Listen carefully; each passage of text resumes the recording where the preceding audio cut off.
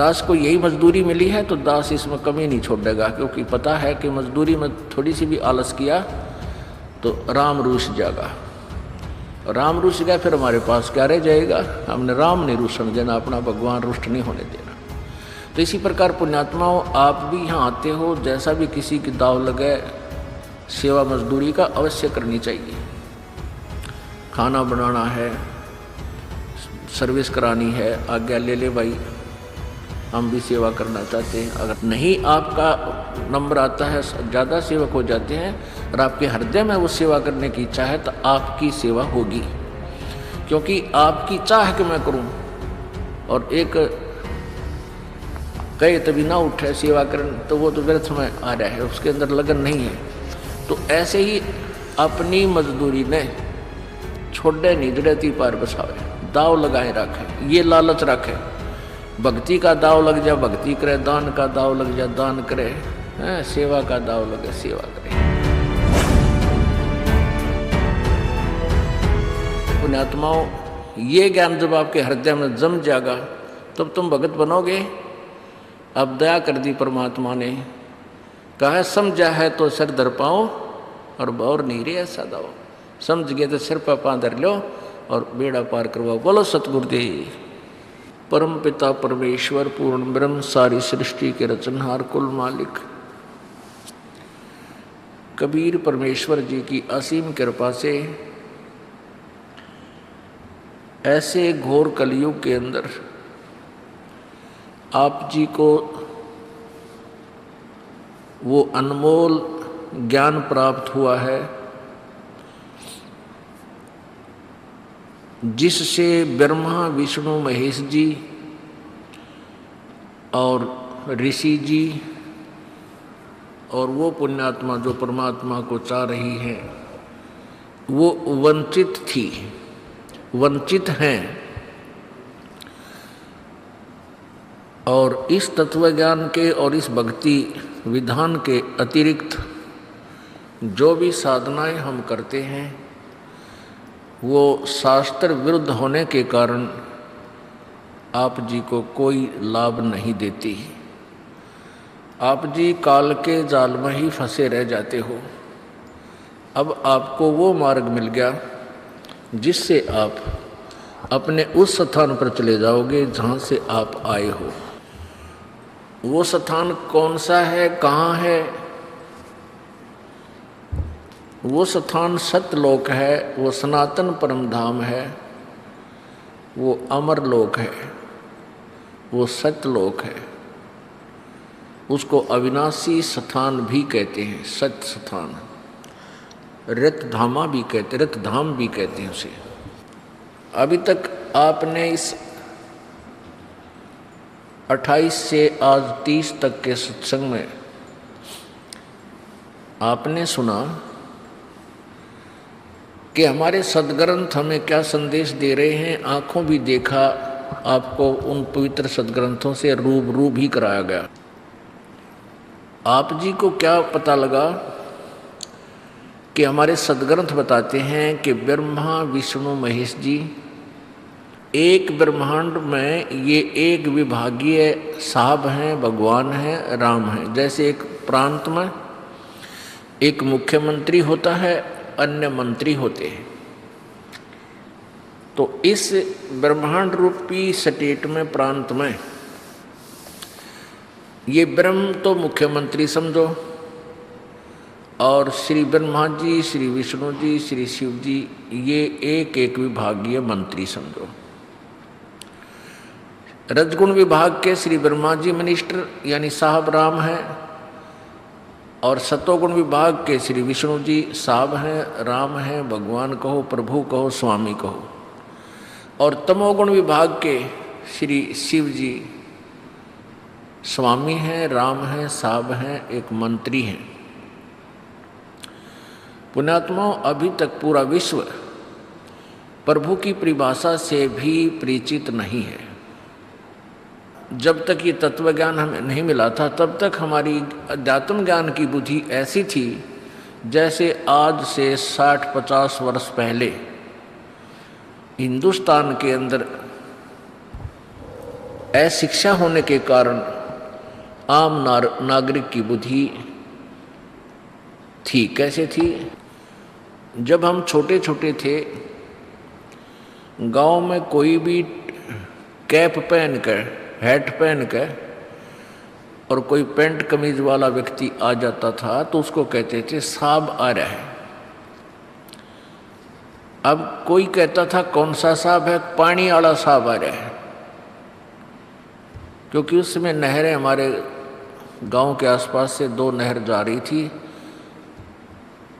तो विशेषकर वो सिंचाई विभाग के अधिकारी कर्मचारी आते रहते थे। और कभी कभी कोई तहसीलदार साहब भी आ जाते थे, उनके साथ में और भी अन्य, जैसे कोई व्यक्ति आता था, कैप पहन रखी होती थी, तेनों क्या करते, कौन आ रहा है? पानी वाला साहब आ रहा है, यानी नहर वाला साहब आ रहा है। अब उनको ये नहीं पता था ये किस सतर का साहब है, मतलब आम आदमी को ये ज्ञान नहीं था। तो साहब कहा करते, चाहे एसडीओ होता, चाहे एक्शन होता, चाहे एससी आता, नो कहा करते साहब आ रहा है। और पटवारी को एक सुप्रीम पावर मान रखी थी, माना करते पटवारी को ही वो सब महत्व देते थे। पटवारी ये मामले हमारा सबसे बड़ा साहब है, इसका गवजाने ना थे, क्योंकि गुलाम देश था, अंग्रेज लोग मनमानी किया करते थे। वो यही चाहते थे कि इनकी जनता शिक्षित ना हो और तुम्हारा दाव लगा रहे। यही काल भगवान का विधान है, वो ये चाहता है कि इनको तत्व ज्ञान ना हो और तेरा दाव लगा रहे, ये तेरे जाल में फंसे रहे। लेकिन अब समय आ गया है इस ज्ञान की आज़ादी का। अब ये आज़ादी स्वतंत्रता होकर रहेगी, क्योंकि परमात्मा कबीर जी का आदेश है और उस परमात्मा के आदेश को मोड़ नहीं सकता, रोक नहीं सकता। और कोई बाधा बनने की चेष्टा करेगा तो अपना काम बिगाड़ेगा, पाप का भागी बनेगा, इसको नहीं रोक सकेंगे। वो तो ऐसा होगा जैसे ट्रेन की पटड़ी पे, रेल की पटड़ी पे कोई अंधा गधा खड़ा हो और खुड़का दुड़का सुनकर वो ने सोचा कौन आ गया तुझे डिस्टर्ब करने के लिए। एक अंधा गधा खड़ा था रेल की पटड़ी पे, गाड़ी ने विसल दी, फिर गड़गड़ गड़गड़ होती हुई पटड़ी हल्ली। उसने सोचा कोई तुझे छेड़ाछाड़ी करने के लिए निकट आ रहा है, तो उसने दोनों दलत्ते पहना लिए, पिछले दोनों पैर तैयार कर दिए, तेरे निकट आ इनको ठोक दूंगा, कौन आ रहा है मुझे डिस्टर्ब करने के लिए। अब जो ही ट्रेन निकट आई तो उस भगत जी ने दोनों लात मारी उसका, रेल का इंजन का, उठा कर उस इंजन ने वो पटक दिया, एक लो टुकड़े टुकड़े हो गया। तो परमात्मा के मार्ग में बाधा करना वही व्यक्ति कर सकता है जो अंधे गधे जैसा होगा। उसकी दशा क्या होगी वो समय बताएगा। जैसे हिरण्यकशिपु की हुई, रावण की हुई और कंस की हुई, ये तो एक मोटे उदाहरण है। और अब दिखा देंगे जो इसमें जो वादा किया जिन लोगों ने, उनके लिए केक रहेगा भगवान, आपकी आंखों के सामने होगा। हम नहीं चाहते कि किसा बुरा हो, नहीं, और ना हमारे सोचे तो, ना हमारे किए से हो। जैसा जिसका कर्म उसको अवश्य दिया जाएगा। तो फिर ये पूरे विश्व में परमात्मा का मार्ग फैलेगा। अब स्वतंत्रता का समय आ गया है। तो क्या था, पहले हमारे ऐसी स्थिति थी जैसे इस ज्ञान से पहले हम ब्रह्मा विष्णु महेश से ऊपर किसी को नहीं समझा करते। यही हमारे लिए सुप्रीम पावर थी और सपने में भी नहीं सोच सकते थे कि इन तो ऊपर कोई भगवान है। हमारे ज्ञान की ऐसी स्थिति थी जैसे एक बुढ़िया का लड़का, विधवा थी वह, उसका बच्चा, उस बुढ़िया ने मेहनत मजदूरी करके पढ़ा दिया, लिखा दिया, वो तहसीलदार लाग गया। तहसीलदार की पोस्ट प्राप्त होगी उस बुढ़िया के बच्चे ने। अब वो लड़का तहसीलदार की पोस्ट को ज्वाइन करके घर में आया अपनी माता से कहा, माँ आज आपकी मेहनत सफल होगी। आज तक आपने अपने बेटे की पढ़ाई लिखाई में बहुत कुछ मेहनत मजदूरी करके कष्ट उठाया। अरे माँ तू अपने प्रेम से रहिए, ठाठ से रहे, तेरा बेटा तहसीलदार लाग गया। तब माता कहने लगी, अरे ना मेरे बेटा, सिर पर हाथ धर के नो बोली, बेटा भगवान करे तुम जल्दी पटवारी बन जा। क्योंकि उस बुढ़िया ने पटवारी की महिमा का ज्यादा पता था, तहसीलदार को वो कभी सुना भी ना था उस बेचारी ने। तो उस बुढ़िया ने तहसीलदार से बड़ा पटवारी दिखा था, जबकि तहसीलदार के नीचे तो बहुत और स्टाफ आ जाता है। तो आज तक हम ब्रह्मा विष्णु महेश को इतनी सुप्रीम पावर मान रहे थे। एक बार एक चुटकुला आया था एक समाचार पत्र में, उसमें एक बार क्या हुआ कि कुछ मंत्री थे, कुछ मुख्यमंत्री भूतपूर्व, उन पे आरोप लगा हुआ था कि उनने कोई घोटाला किया, और घोटाले के बारे में विवरण दे रखा था कि यदि ये घोटाला सिद्ध हो गया तो इस मंत्री को इतनी सजा हो सकती है, इस मंत्री मुख्यमंत्री को इतनी सजा हो सकती है। तो एक ने प्रश्न किया, उसी में उस चुटकुले में प्रश्न कर रखा था, उसने कहा कि भाई यदि प्रधानमंत्री और राष्ट्रपति जी ये ऐसा घोटाला कर दें, क्या इनको भी सजा मिल जाएगी? तो उत्तर देने वाला कहता ये कि डीसी लाग रहे हैं, इनकी भी सजा होगी। यानी प्रधानमंत्री राष्ट्रपति से भी हमारी सोच में जो पुराने हिसाब थी, हम डीसी ने सबसे सुप्रीम मान रहे थे कि ये के डीसी लाग रहे हैं। तो पुण्यात्माओं, आज हमारे आध्यात्मिक ज्ञान की ये स्थिति थी जब तक हमने ये तत्व ज्ञान नहीं मिला था या जागृति नहीं आई थी। अब हम ये दास आपको परमात्मा की परिभाषा बतावेगा, डेफिनेशन ऑफ गॉड। पुण्यात्माओं, ये कोई आदेश है परमात्मा का और रजा है प्रभु की कि आप पुण्यात्माओं के ऊपर इस तत्व ज्ञान के प्रचार के लिए इस दास को चुना गया। क्योंकि ये दास एक मजदूर व्यक्ति था, किसान के घर जन्म था, और किसान का काम इतना अनथक होता है, रात और दिन का उसने कोई चिंता नहीं, चाहे रात में भी पानी देने जाता है, दिन में हल जोतता है, पशु भी संभालता है। तो इसलिए इस दास के ऊपर ये बाहर आया तो वही मजदूरी दास को मिल गई। और कितनी मेहनत करके रात और दिन आप देख रहे हो, यहाँ सुबह 6 बजे दास बैठ जाता है भक्तों के दुख सुख सुनने के लिए, परमात्मा के दरबार में अर्जी पहुंचाने के लिए, और शाम के 6 बज जाएंगे, 7 8 भी बज जाएंगे, 9 भी बज जाते हैं, 10 भी बज जाते हैं। दास अपनी जो आज्ञा दे रखी परमात्मा ने मालिक की, तो ये बोलना तो 2 घंटे में आदमी फ्यूज हो जाए जब मालिक की रजाना होता है। ये गीत गान जाया करती हमारी माँ, पहला किसी का ब्याह हो जाता, 2 दिन गीत गा कांदी, तीसरे दिन गला बैठ जाया करता इनका, बोले भी ना जाया करता। और यहाँ 18 घंटे बोलना पड़ता उस मालिक की कृपा से। और जो अन्य संत है उन्हें तो घिसी पिटी बात बतानी है, आपने सब ने पता है, राम ने ये करा, कृष्ण ने ये करा, सुदामा और कृष्ण की मित्रता, 5-4 कथा सुनाई, 2 घंटे पार बोले, लेकर चंदा अपना जाते रहे। और ये तो ए से लेकर जेड तक सारी कहानी समझानी पड़ रही है। जैसे एक लेक्चरर है या टीचर है, 8 घंटे ड्यूटी होती है, मेरे ख्याल में 4 घंटे नहीं बोलता हो, और लेक्चरर तो 50-60 हज़ार रुपये तनख्वाह लेते हैं। और ये दास 2 रोटी सुबह खावे, 2 सांझ में, और जिसा कपड़ा बच्चे दे देते हैं वो पहन लेते हैं, और 18 घंटे रोजाना 8-9 घंटे मालिक की चर्चा गुणगान और दुख सुख सुने जाते हैं। तो ये परमेश्वर की कृपा है कबीर भगवान की।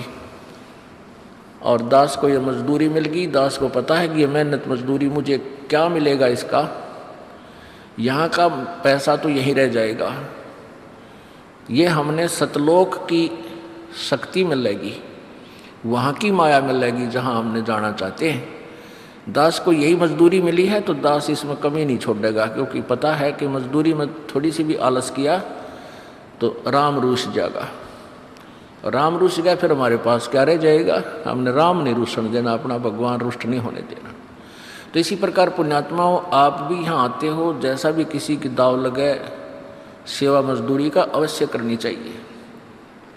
खाना बनाना है, सर्विस करानी है, आज्ञा ले ले भाई, हम भी सेवा करना चाहते हैं। अगर नहीं आपका नंबर आता है, ज़्यादा सेवक हो जाते हैं और आपके हृदय में वो सेवा करने की इच्छा है तो आपकी सेवा होगी, क्योंकि आपकी चाह कि मैं करूं और एक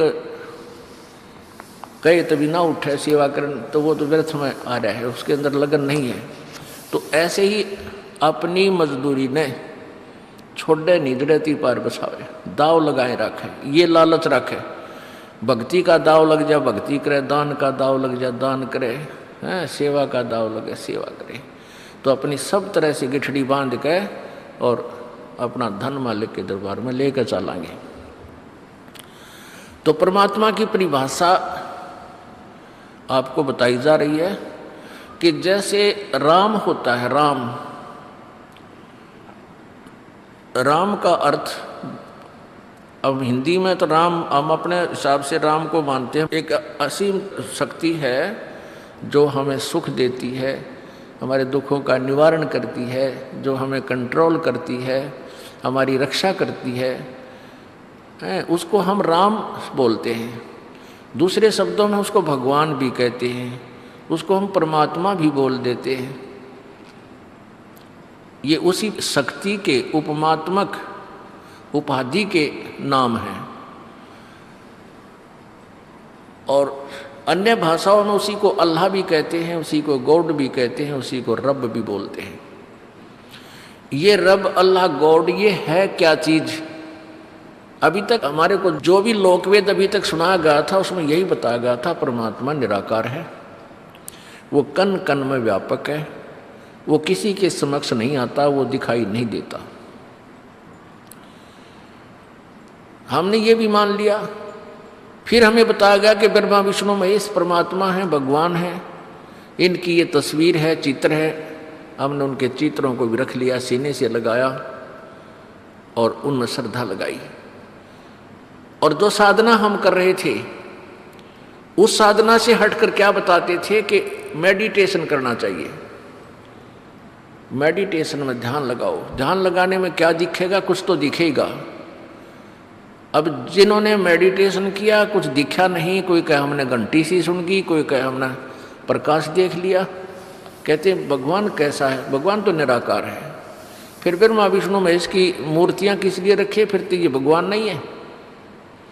तो ऐसी हमारी निराधार सोच थी, निराधार हमारा ज्ञान था। अब इस तत्व ज्ञान से सब क्लियर हो जाएगा। राम कहो, साहेब कहो, अल्लाह कहो, देव कहो, गॉड कहो, ये शक्तिबोधक शब्द हैं। जैसे एक ब्रह्मांड में ब्रह्मा विष्णु महेश दुर्गा और ये ब्रह्म और 33 करोड़ देवता, 88,000 ऋषि, ये और 14 लोक और अन्य ये महास्वर्ग आदि, ये इसके अंदर व्यवस्था है। 9 लाख तारे, चांद, सूर्य, ये एक ब्रह्मांड के अंदर ऐसी व्यवस्था है। तो एक ब्रह्मांड में इन 3 लोक में, पृथ्वी लोक पे, नीचे पाताल लोक पे तथा स्वर्ग लोक में ब्रह्मा विष्णु महेश जी एक एक विभाग के राम हैं, स्वामी हैं। रजगुण विभाग के ब्रह्मा जी, सतगुण विभाग के विष्णु जी, तमगुण विभाग के शिव जी। ये इतने राम हैं। जैसे एक प्रांत में एक प्रांतीय मंत्री होता है, जैसे एक होम मिनिस्टर होता है, एक इरिगेशन पावर मिनिस्टर हो जाता है, एक वित्त मंत्री होता है, ऐसे मंत्री होते हैं। तो ये एक ब्रह्मांड में ये 3 मंत्री हैं और 3 मंत्री साहब हैं। ये भी राम हैं, ये भी साहब हैं, देव हैं, इनकी इतनी अक्षमता है। एक ब्रह्मांड में मानो एक प्रांत में ये ब्रह्म जो है ये एक चीफ मिनिस्टर है। ऐसे ऐसे इसके अंतर्गत 21 ब्रह्मांड हैं। ये प्रत्येक ब्रह्मांड में स्वयं ही ऐसे as a chief minister control करता है। ये इतना राम है, 21 ब्रह्मांड का स्वामी है। अब एक अक्षर पुरुष है, जैसे गीता जी अध्याय नंबर 15 के 1 से 4 मंत्र में और 16-17 में इन 3 परमात्माओं की, 3 भगवानों की न्यारी न्यारी स्थिति है। एक तो उल्टा लटका हुआ संसार रूपी वृक्ष का प्रमाण देकर के गीता ज्ञानदाता ने बताया कि ऊपर को जड़ तो पूर्ण परमात्मा है संसार रूपी वृक्ष की, और नीचे को तीनों गुण रजगुण ब्रह्मा सतगुण विष्णु तम गुण शिवजी रूपी शाखाएं। और जो संत इस उल्टे लटके संसार रूपी वृक्ष के सभी विभागों को तना, डार और शाखा और जड़ मूल इनके विषय में भिन्न भिन्न बताओगा कि संसार रूपी वृक्ष के कौन तो जड़ है जो सबका पालन करता है, वो जड़ रूपी भगवान, मूल रूपी भगवान कौन है, और तना कौन है, डार कौन है, शाखा कौन है। तो परमेश्वर कबीर जी ने उस परम अक्षर ब्रह्म ने अपने द्वारा रची हुई सृष्टि को स्वयं ही बताया। 600 वर्ष पहले मालिक आए थे और अपनी सच्चिदानंद घन की वाणी कबीर वाणी में ये सब भेद लिखवा कर चले गए थे।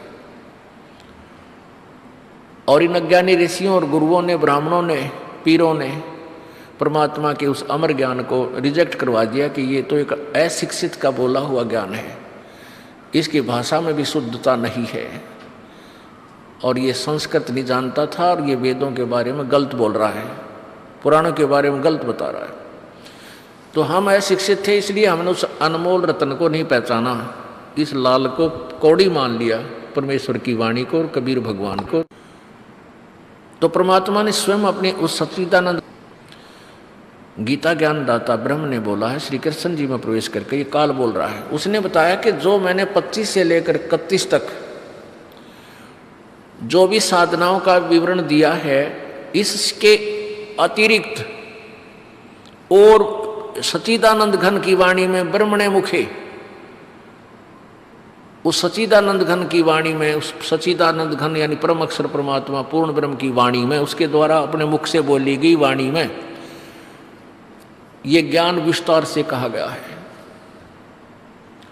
और चौथे अध्याय के 34वें श्लोक में बताया कि उस तत्व ज्ञान को तू तत्वदर्शी संतों के पास जाकर समझ, उनको दंडवत प्रणाम करने से, कपट छोड़कर प्रसन्न करने से वह तत्व ज्ञान से परिचित महात्मा तुझे तत्व ज्ञान करावेंगे।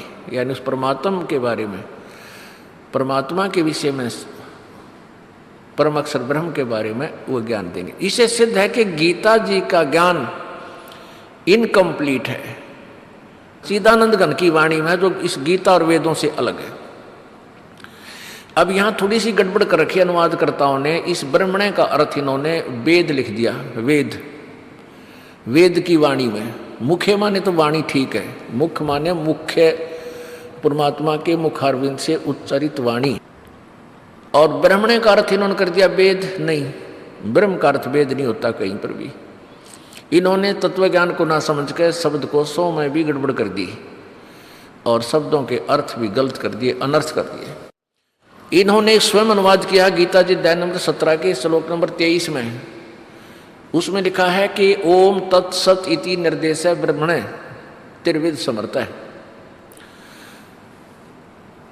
वहां लिखा है कि उस सच्चिदानंद घन ब्रह्म यानी उस परम अक्षर ब्रह्म परमात्मा की साधना का, भक्ति का ओम तत्सत ये एक मंत्र है, इसी का सुमन करने का निर्देश कहा गया है।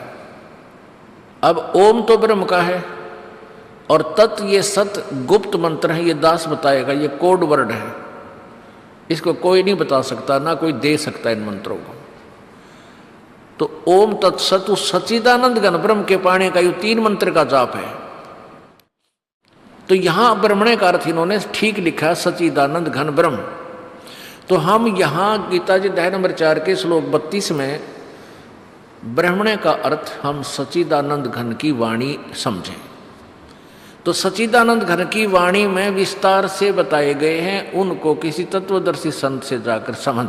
यदि गीता जी का ज्ञान कंप्लीट होता तो 4 लाइन और लिख देता कि ये कितना नहीं जानने की जरूरत, मैं बता रहा हूं वैसे कर ले। अपने सत्र का गीता जी में 20 स्थान पर लिखा कि ये तो मेरा मत है और ये वेद मत है, जो ब्रह्म का मत है वो इनकम्प्लीट है, अधूरा है, इसने अपनी अटकल लाई है, और जो वेद का मत गीता जी में लिखा है वो सही है। तो क्या बताया है कि वो सच्चिदानंद घन की वाणी में विस्तार से कहे। तो उस परमात्मा कबीर देव ने, उस परम अक्षर ब्रह्म ने 3 भगवानों की डेफिनेशन दास बताने जा रहा है। 3 परमात्मा इस ब्रह्मा विष्णु महेश से ऊपर और हैं। तो उसके लिए गीता जी अध्याय नंबर 8 के श्लोक नंबर 1 में अर्जुन ने पूछा कि प्रभु आपने जो गीता जी अध्याय नंबर 7 के श्लोक 29 में तत्ब्रह्म के बारे में बताया कि उस तत्ब्रह्म के विषय में जो जान लेता है और पूरे अध्यात्म ज्ञान को समझ लेता है, तो फिर वो व्यक्ति इस संसार की किसी वस्तु की डिमांड नहीं करता। वो तो केवल इस बुढ़ापे तक और मृत्यु से छूटने की कोशिश करता है। पुण्यात्माओं, इस मनुष्य जीवन का सबसे बड़ा दुश्मन ये वृद्धावस्था है, सबसे बड़ी पीड़ा है इसको, ये वृद्धावस्था इसके लिए गले का झाड़ है। और फिर दूसरे नंबर पर मृत्यु। पुण्यात्माओं, चाहे कोई 90 साल का हो गया, चाहे 100 वर्ष का हो चुका है, और उठा के भी कोई दूसरे ही बैठाते पर मरना नहीं चाहता, चाहे ऊपर ले मनते कहीं भी जावे भगवान मन उठा ले, और बड़ा सा तकलीफ हो जा रहा है, बच्चों दवाई लाओ मर गया। तो कहने का भाव यह है कि मरना नहीं चाहते। क्यों नहीं चाहते? क्योंकि हम ऐसे लोक में रहा करते और मरते नहीं थे। अब हमने मरना अच्छा नहीं लगता, और मरना अच्छा भी कोई ना कति तो बेहुदा काम है। बता क्यों तो जन्म दिया, फिर किस लिए मारे? ये तो ब्रह्मवाटी कर रखी हमारी। और बुढ़ापा सबसे बुरा इस जीव। देखो ये बच्चे जवान हैं, बालक हैं, ईबते परवाह करते कोई ना, पर भगवान से डरे, ज्ञान सुने, फिर इन बुढ़िया बतलावा बैठ के, कभी जिन पर उठ कर बैठा भी नहीं जाता, बेचारों पर बैठ कर उठा भी नहीं जाता। और पहले ये कभी युवा थे और 40-40 50-50 किलो का वजन आप तो उठा के सिर पर रख के खेतों से चारा लाया करते। हमारे पिताजी देख लो सुकड़ के किसे हो गए, और ये इतने बलवान थे, अकेले ये हाथ के मशीन थी वो चारा काटने की, और 10-10 15-15 ये गट्ठड़े अकेले काट दिया करते। हमारे पता गहरे भी ना उसमें चारा लगा करते ना काटने के लिए, वो भी ना लग गया करते अकेले। ऐसी छाती थी इनकी, अरे भी इन पर उठा बैठा भी ना जाता। तो ये बुढ़ापा हमारा सबसे शत्रु है। ये बुढ़ापा माए पाछा यो फिर कति कंडम हो जाए, सारे दर्द, शर्मा दर्द, कड़मा दर्द, पिंडी भड़के, दांत दुख है, कदे कटवाने कदे चढ़वाने, आँखें दिखना बंद हो गया, कदे कुछ हो गया। तो कहते हैं जिसको यो ज्ञान हो जाएगा वो फिर यहाँ से पीछा छुटवा होगा। परमात्मा की भक्ति से बुढ़ापा भी फिर बड़ी यात्रा कटा करे, ये सत्कर मान लेना। परमात्मा का सहयोग मिलने के बाद आपका वृद्धावस्था भी अच्छी तरह कटेगी। लेकिन जिन्हें पहले से शुरू कर रखा, इब आज कति कंडम हो लिया, उठा जाता ना बैठा जाता, इब नो के नाम लूँगा। नाम लेना तो अच्छी बात है, क्योंकि उससे बहुत सहयोग मिलेगा उसको। बुढ़ापे में भी नाम ले लेना चाहिए, चाहे कति अंतिम सांस रह रहा हो तो भी सारा मिलेगा, फिर मनुष्य जीवन मिल जाएगा उसको नेक्स्ट शीघ्र ही। और अब जुमा कति कंडम हो लिया, रिब नाम लेना है हरनों का, मतलब 1 महीना हो गया नाम लिए, मृत को सारा ना लग गया। देखो फर्क लग गया करे। अब जिसने 80 साल तक कति खोटे खोद लिए, सारे पाप करें। हम जब तक भगवान की भक्ति नहीं करते, चाहे हम बिल्कुल किसी का बुरा नहीं करते, तो भी अच्छा एक नहीं करते। और पाप आपको बता, इस पृथ्वी ऊपर पग जो 12 करोड़ जीव एक दिन में मारे, ये पाप नारे लिखे जाते, चाहे हमने ना पता हो कि हम ये पाप कर रहे हैं, ये यहाँ का विधान है। लेकिन जो पहले से भक्त लगे हुए हैं और फिर उनकी वृद्धावस्था आवेगी, जब सच्चे जलते लग रहे, डुप्लीकेट लगेंगे तो उसे फल मिलेगा। यानी सच्चे हृदय है, समर्पण करके डर का भगवान तो भक्ति करे, नियम रखें, फिर उनको बुढ़ापा दुखी नहीं कर सकता। ये गारंटीड बात है। चाहे किसी तरह करे, परमात्मा उसकी सौ व्यवस्था कर देगा। अब बूढ़े आदमी नो सोचेंगे कोई बूढ़ा व्यक्ति मान ले नाम लेना चाहे, न्यू सोचा भाई क्या बनेगा, हम तो बूढ़े हो गए। और महाराज जी भी कहें भाई जो कति लास्ट में नाम लेगा उसको तो विशेष लाभ नहीं मिलेगा। विशेष का तात्पर्य है कि देखो, एक तो आदमी 10 साल से भक्ति कर रहा है और एक जमा कति कंडम हो लिया, सब तरह के दुख पा लिया, वृद्धावस्था ली, फिर उसको कहते हैं ले नाम ले ले, तो कुछ दिन तक फिर भी आनाकानी करता वो व्यक्ति, क्योंकि उसको ज्ञान को नहीं वो परमात्मा के विषय में, तो फिर वो नाम ले भी लेता है, तो वो श्रद्धा उसकी नहीं बन पाती। जैसे कहते हैं रण भक्ति और दान तीनों काम जवान। तो जो बुढ़ापे में अब इंसान कति कंडम हो हरि नाम लेगा तो उसको थोड़ा सा अभी समय लग जाएगा, भक्ति करने से सहारा तो मिलेगा, लेकिन जो पहले से भक्ति करते आ रहे हैं उनको आप देखना उनका चेहरा न्यारा खिला रहेगा और लाभ उसको भी होगा, लेकिन उनकी तुलना में इतना नहीं हो पाएगा, फिर भी सहारा मिलेगा। एक वृद्ध व्यक्ति था, सत्संग सुन रहा था, दास ने सत्संग किया, भाई ऐसे ऐसे भक्ति ना करने से ऐसे आपत्तियाँ आवेंगी, बुढ़ापा बुरी तरह तंग करेगा। तो बूढ़ा हो रहा था, उस समय लगभग 65 साल की उम्र थी उसकी। तो सत्संग 3 दिन हम गांव में करते थे, उसने सत्संग सुना, दूर बैठ के अपने घर पर हुक्का पी और सत्संग सुना। अगले दिन वो शाम को सत्संग के उपरांत आ गया, जब हमने सत्संग कर लिया, जब वो बूढ़ा आ गया, 2 दिन सत्संग सुना, अगले दिन उसने आकर और आँखें में पानी भर लिया बैठ के मेरे पास। जिसके हम सत्संग कर रहे थे उन्हीं का पिताजी था वो, और वो सत्संग का विरोधी था, मेहनती आदमी था, किसान था। वो कह रहा था कि हमारे घर पर 2 किले थे, मैंने 10 किले बना दिए इन बालकों की खातिर, फिर सारी कहानी बताई। तो उसने कहा महाराज जी मैंने तो आज आपका ज्ञान सुना, जिंदगी में पहली बार ये वचन सुने, और मैं तो सत्संग का विरोधी था। आज मेरा तो कलजा पाट रहा, रात की नींद नहीं आई मुझे, जो ज्ञान आपने सुनाया भी ऐसी दुर्गति जीव की होगी जिन्हें भक्ति नहीं करी। और आज से 20 साल पहले मैं सुनूँ तो ना मानूँ आपकी बात, क्योंकि शरीर जवान था, सारी बात ठीक ने भौंके हैं ऐसे कहते, पर आज मुझे सारी बातें जो आपने बताई मेरे अंदर से बीत चुकी हैं, और अब मेरी गिल के बनेगी। मैंने तो सारी उम्र तो हुक्का पिया, हुक्के का पाप बताया कि तम्बाकू से कितना पाप होता है प्राणी को, और सारी उम्र हलवाया इसमें भी पाप करे, और पुण्य कोई नहीं करा, बनता ही नहीं पुण्य कोई। तो मेरा केरा होगा, मैं तो मर गया कति, अब क्या मुझे भी लाभ मिल सकता है? तो इस दास ने बताया कि ऐसी कोई बात नहीं, आप नाम लो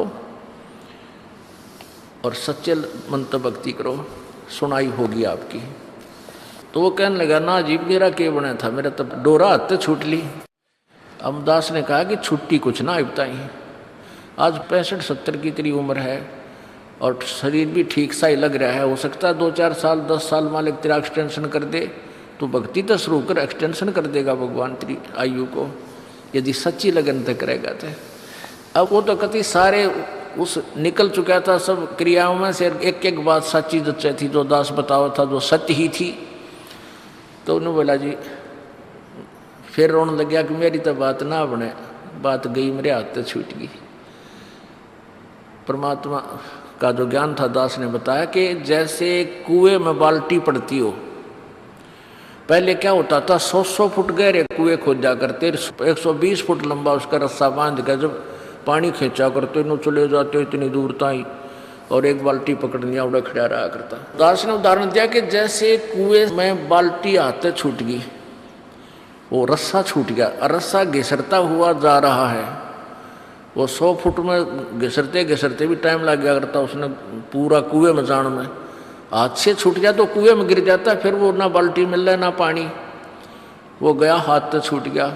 तो दास ने वो बताया कि जैसे कुएं में बाल्टी पड़ती हो और वो रस्सा घिसरता हुआ जा रहा है और भाग दौड़ के और उसको पकड़ने की चेष्टा करे, और 1 फुट का भी शेष रह रहा वो पड़ते पड़ते कुएं में जाते जाते, और वो मिल गया, वह पूछड़ी भी ठागी तो भी कुछ भी ना गया, बाल्टी भी वापस और पानी भी मिला।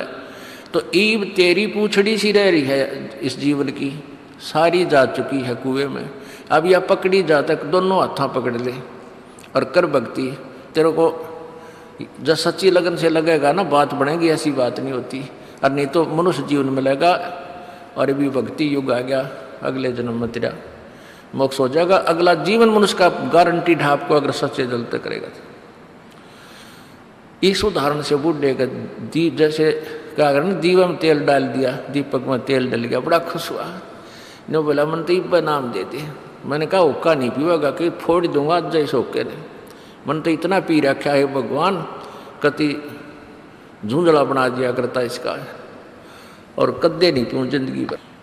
तो पुण्यात्मा उस भक्त ने उपदेश लिया और पहले हम क्रोथा जो आश्रम था वहाँ आया करता, और 75-78 साल की आयु तक रहा और आराम से शरीर छोड़ कर चला गया।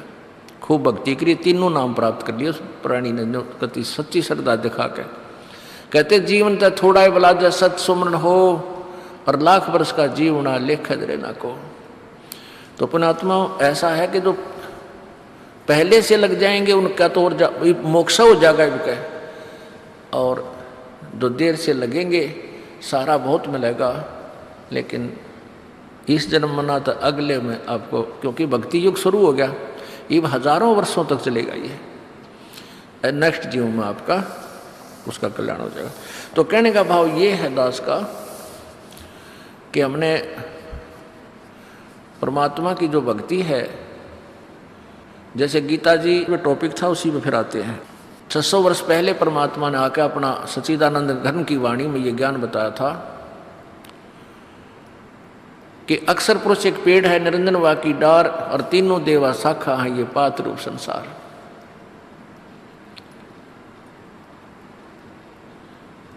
सारा एक ही सेंटेंस में, एक ही अमरवाणी की एक श्लोक में या 15वां अध्याय कह दिया परमात्मा ने, बोल दिया। ये कोड वर्ड होते हैं, और कोड वर्ड को तत्वदर्शी संत ही समझा सकता है। उल्टा लटका हुआ संसार रूपी वृक्ष है, ऊपर न जड़ है, नीचे को तीनों गुण रूपी शाखा, इतना तो बताया है केवल ब्रह्म ने, गीता ज्ञानदाता ने। ऊपर को जड़ और नीचे को तीनों गुण रूपी शाखा, बस। अब परमात्मा ने आकर बताया कि अक्षर पुरुष एक पेड़ है और निरंजन वा की डार, तीनों देवा शाखा है ये पात रूप संसार। अब ये अक्षर पुरुष क्या है, अक्षर पुरुष क्या है, परम अक्षर पुरुष क्या है और सर पुरुष क्या है, इसके विषय में चर्चा चल रही थी कि गीता जी अध्याय नंबर 8 के श्लोक नंबर 1 में अर्जुन ने पूछा परमात्मा वो तत्ब्रह्म कौन सा है प्रभु, जिसको जानने के बाद फिर बुढ़ापे और इस मृत्यु के दुख से छूटने की ही प्राणी प्रयत्न करता है, चेष्टा करता है। तो बुढ़ापा जो सबसे बड़ा दुख बताया, और ऊपर से फिर मृत्यु।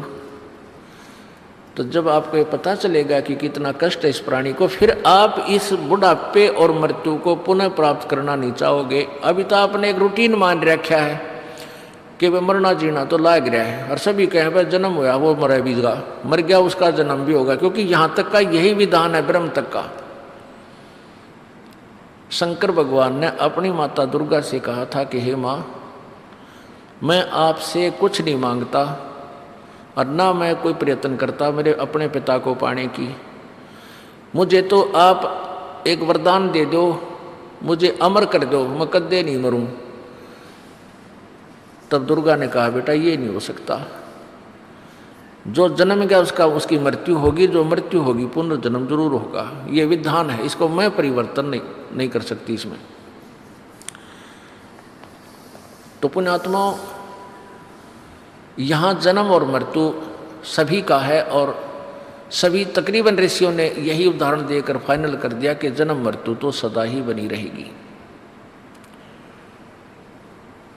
लेकिन अपने सदग्रंथ ये भी बताते हैं, गीता जी अध्याय नंबर 15 के श्लोक नंबर 1 से 4 में बताया कि श्रेष्ठ तत्वदर्शी संत की प्राप्ति के उपरांत उसके पश्चात उस परम पद परमेश्वर की खोज करनी चाहिए, जहाँ जाने के बाद प्राणी फिर लौटकर संसार में नहीं आते, उनका फिर कभी जन्म मृत्यु नहीं होता। उसके लिए कहा कि उसके लिए तत्वदर्शी संतों की खोज कर, और गीता जी अध्याय नंबर 18 के श्लोक नंबर 62 में कहा कि तू सर्वभाव से उस परमेश्वर की शरण में जा, उस तत्ब्रह्म। की शरण में जा, जिसकी कृपा से परम शांति और शाश्वत स्थान सनातन परम धाम सत्यलोक को प्राप्त होगा।